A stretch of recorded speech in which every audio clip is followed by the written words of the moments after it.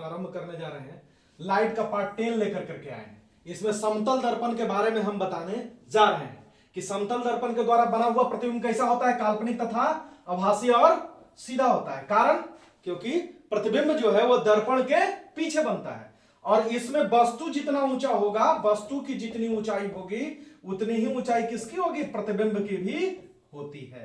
ठीक है, यानी वस्तु की ऊंचाई बराबर प्रतिबिंब की ऊंचाई, और जितना दूरी पे वस्तु है, ठीक है, उतना ही दूरी पे क्या होता है, प्रतिबिंब होता है।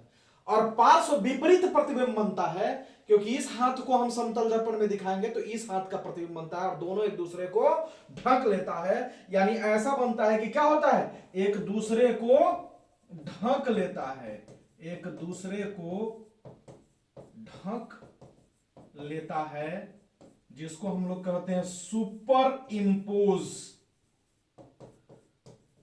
सुपर इंपोज कर लेता है।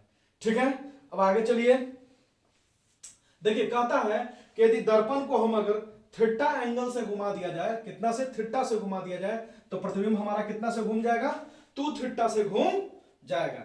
ठीक है, अब अपना पूरा प्रतिबिंब समतल दर्पण में देखने के लिए जो ऊंचाई होनी चाहिए, समतल दर्पण की ऊंचाई कितनी होनी चाहिए, समतल दर्पण की ऊंचाई क्या होना, आपकी आधी होनी चाहिए। यदि आपकी h है तो क्या होना चाहिए, h/2 होना चाहिए।